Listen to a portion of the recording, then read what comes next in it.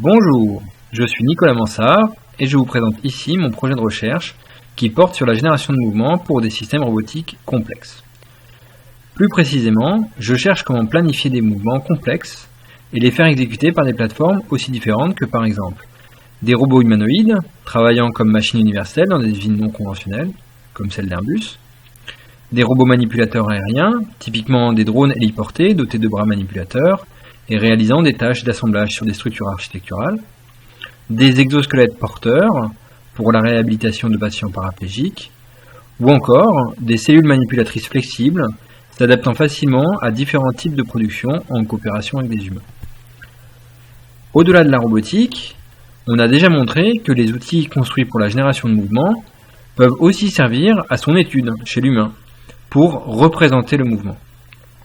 Ici, je propose d'approfondir cette dualité et d'étudier comment on peut représenter le mouvement à l'intérieur de grandes bases de données, de manière à construire une mémoire du mouvement que le robot puisse utiliser quand il bouge.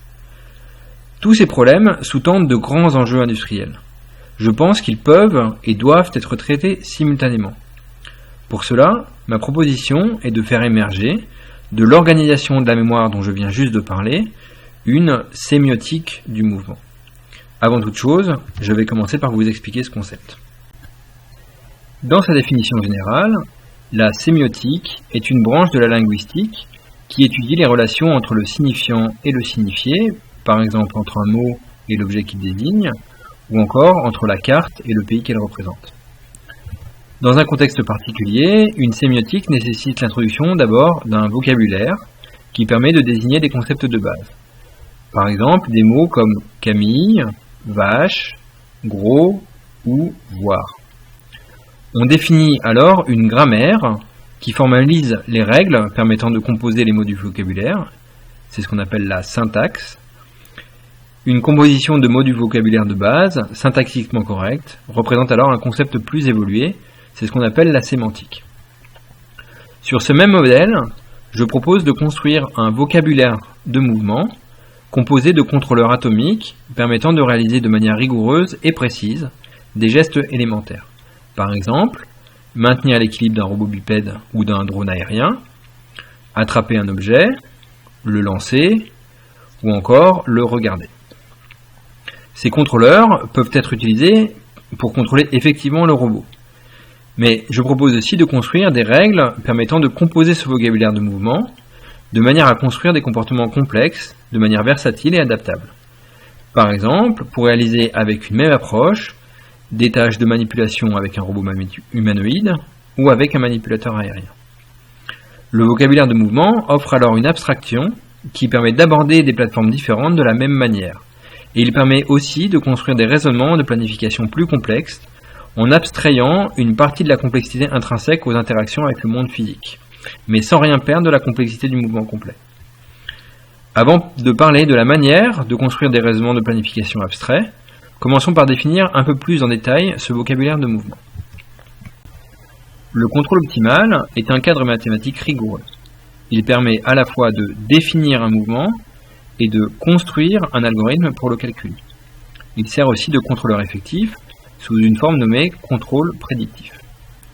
Dans un premier temps, nous chercherons à affiner cette méthodologie pour contrôler le corps complet du robot sous forme de retour des temps. Un contrôleur prédictif constitue alors un mot de base du vocabulaire de mouvement. On peut composer des mots en empilant plusieurs contrôleurs. La difficulté est de gérer les conflits en cas d'incompatibilité. Pour cela, notre stratégie est de définir une hiérarchie stricte dans la définition du contrôle optimal. Un mouvement complexe est donc composé de différents mouvements de base impliquant différentes modalités sensorimotrices. La composition d'un mouvement complexe nécessite alors d'aller au-delà du contrôle prédictif par retour d'état central en construisant des modèles sensorimoteurs locaux. On s'inspirera en particulier des modèles construits dans le cadre de l'apprentissage par renforcement. L'enjeu est de pouvoir associer efficacement en un seul vocabulaire des comportements sensorimoteurs locaux adaptés précisément aux interactions avec le monde réel, avec un modèle central, seul capable de capacités de généralisation et d'exploration complexes. Ce vocabulaire de mouvement ouvre alors la voie à une prise en compte systématique de modules mécatroniques avancés, par exemple de la peau artificielle, des sources d'énergie complexes et contrôlées, des actionneurs légers et flexibles, ou encore des mains dextres. Toutes ces technologies matérielles sont matures, elles sont nécessaires pour faire sortir le robot de nos laboratoires, mais personne ne sait pour l'instant les exploiter pour générer des mouvements complexes. Intégrer des contrôleurs versatiles avec une mécatronique dédiée, et c'est ce qu'on appelle l'encorporation. C'est finalement l'enjeu de cette première partie.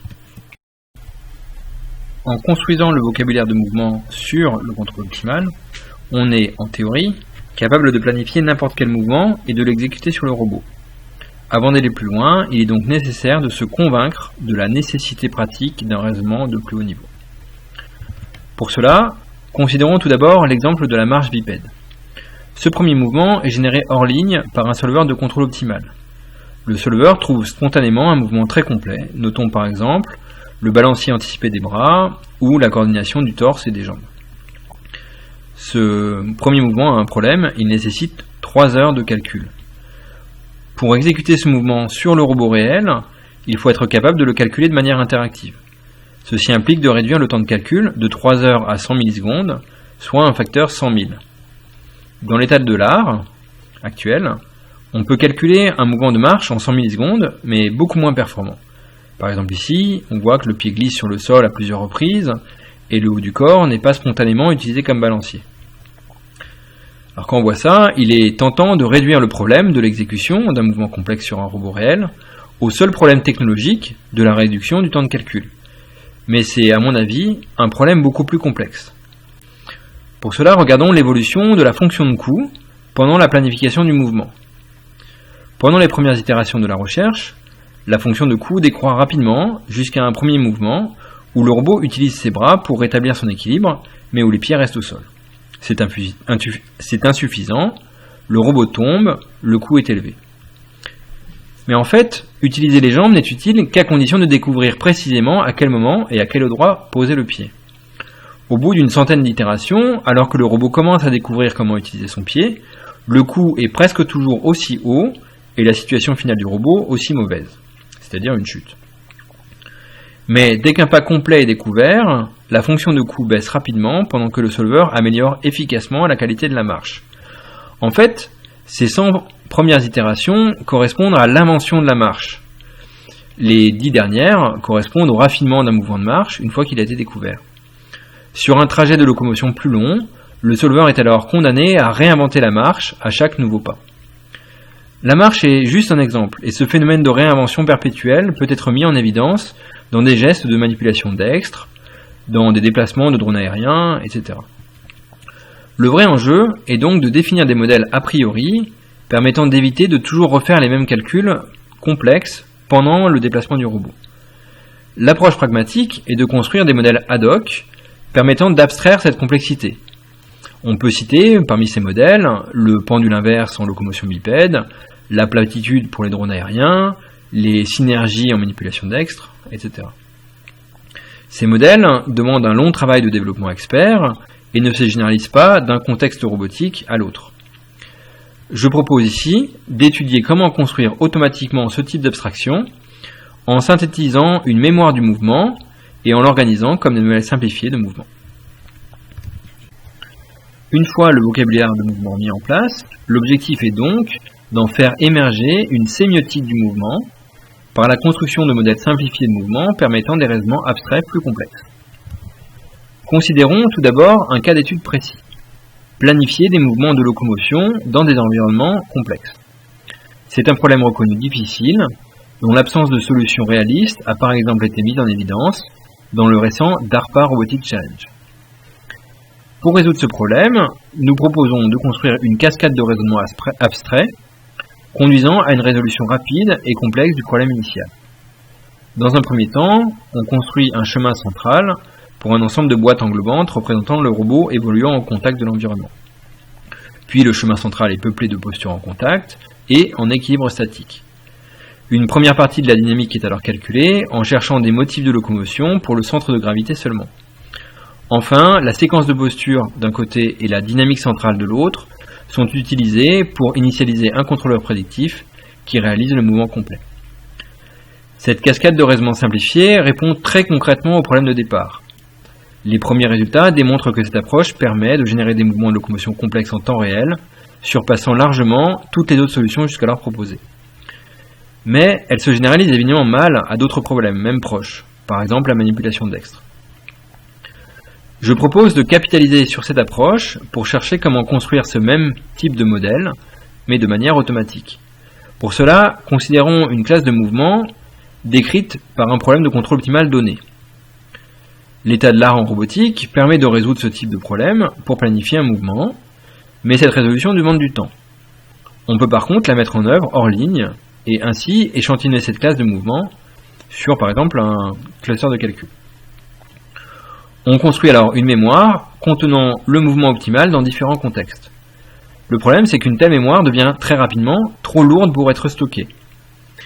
Des calculs rapides pour le seul problème de la récupération d'équilibre en robotique bipède nous permettent d'estimer qu'elle fera plus de 500 téraoctets. Un stockage naïf n'est donc pas possible. Le problème scientifique sous-jacent est celui de la reconstruction de masses de données.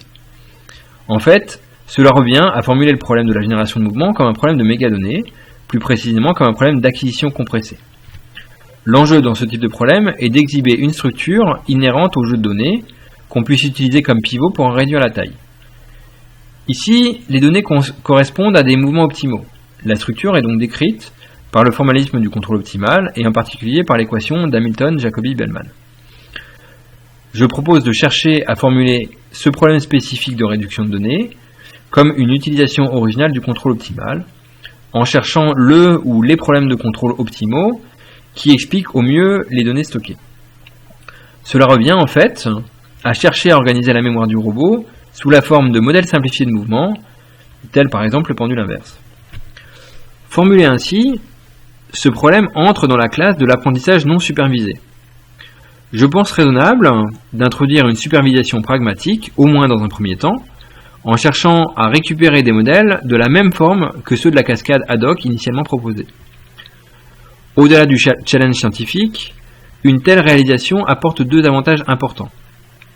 D'abord, construire automatiquement les blocs de raisonnement permet d'envisager des capacités de généralisation, par exemple à des modes de locomotion plus extrêmes, comme ramper ou sauter, ou alors à la manipulation dextre. De plus, la construction simultanée de ces modèles permettra qu'ils s'adaptent les uns aux autres de manière à optimiser leur fonctionnement. L'apprentissage supervisé nous servira aussi de tremplin pour espérer à terme construire des apprentissages non supervisés encore plus généralistes.